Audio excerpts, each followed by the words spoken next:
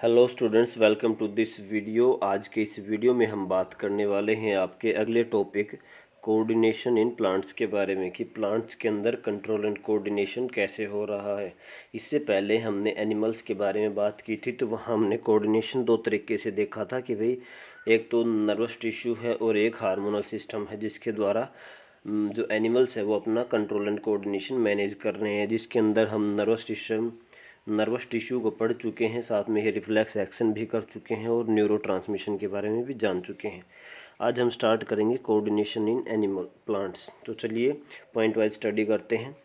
Plants do not have nervous system और muscles to respond to the stimulus. जैसे कि आप जानते हैं प्लांट्स के अंदर कोई भी नर्वस टिश्यू या नर्वस सिस्टम नहीं होता है, ना ही उसके अंदर मसल्स होती हैं, जैसे कि एनिमल्स में दोनों प्रेजेंट होते हैं। तो प्लांट के अंदर ये नहीं है, तो जिसके कारण प्लांट्स रेस्पॉन्स, जैसे कि एनिमल्स रेस्पॉन्स शो करेंगे वैसा रेस्पॉन्स शो नहीं करता है। तो क्या होता है, plants show two different types of movement in response to the stimulus. तो प्लांट क्या करते हैं, मूवमेंट्स को शो करते हैं स्टिमुलस की रेस्पॉन्स में। कुछ मूवमेंट्स क्या करवाती हैं, ग्रोथ के ऊपर डिपेंडेंट होती है, और कुछ मूवमेंट्स क्या होती है वो इंडिपेंडेंट होती है ग्रोथ के ऊपर। तो सबसे पहले पढ़ते हैं movement which are dependent on growth.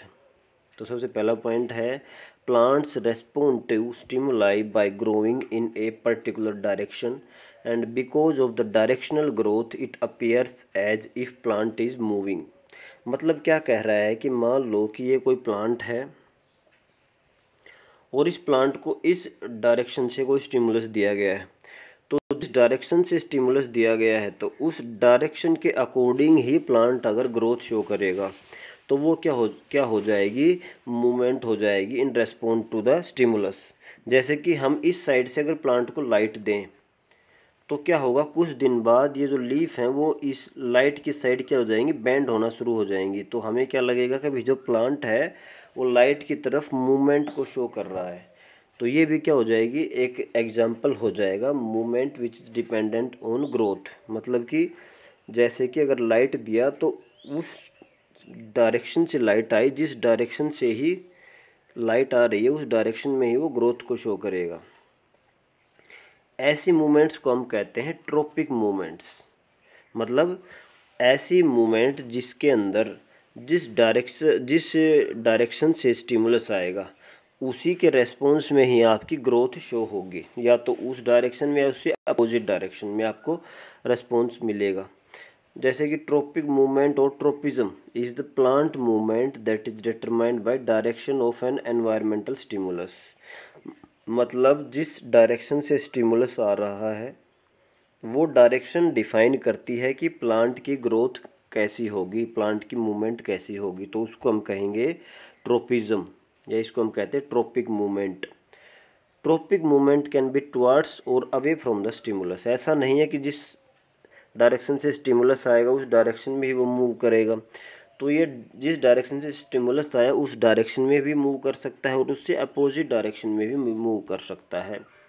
The tropic movements are of various types depending upon the nature of stimulus. अब ये आपके एनसीईआरटी में दिया गया है कि ट्रोपिक मूवमेंट अलग अलग होती हैं। सबसे पहले इसका एग्जांपल है फोटोट्रोपिज्म।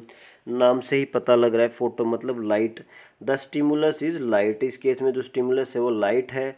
जो आपके सूट्स हैं, shoot respond by bending towards the light, while roots respond by bending away from it.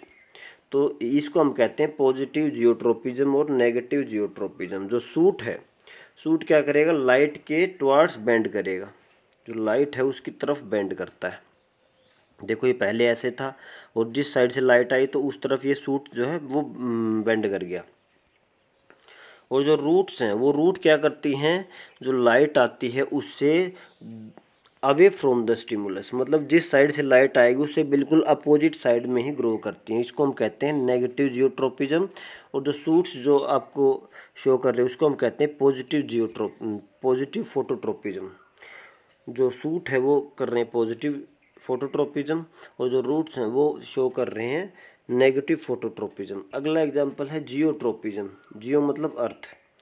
The stimulus is gravity. Gravity मतलब जिस साइड से ग्रेविटी आएगी उसी साइड में आपको पता है रूट्स जाती हैं और जो शूट है वो उससे अपोजिट साइड में जाएंगे। तो देखो, roots of plants grow downward towards gravity whereas shoots of plant grow upward against gravity. तो मतलब हम कहेंगे कि जो रूट्स हैं वो क्या हैं, पॉजिटिवली जियोट्रोपिक हैं, और जो शूट्स हैं वो क्या है, नेगेटिवली जियोट्रोपिक हैं, क्योंकि जो शूट है वो जो ग्रेविटी है उससे अपोजिट ग्रोथ करेगा, और जो रूट है वो टुवर्ड्स द ग्रेविटी शो करेगा। तो ये भी आपका एग्जांपल है आपका ट्रोपिक मूवमेंट का। अगला देखो, हाइड्रोट्रोपिज्म। हाइड्रो मतलब वाटर, तो hydrotropism stimulus is water, roots always grow towards water. आपको पता है जिस साइड पानी रहेगा उस साइड ही जो रूट हेयर्स हैं वो ग्रो होती हैं। देखो एक्सपेरिमेंट में दिखाया हुआ है, ये शुरू में कोई प्लांट था, इस साइड कोई वाटर नीचे डाल दिया मिट्टी में, तो उस साइड ही ये रूट ग्रो करने लग गई। तो क्या है, ये हाइड्रोट्रोपिज्म है। आगे है कीमोट्रोपिज्म।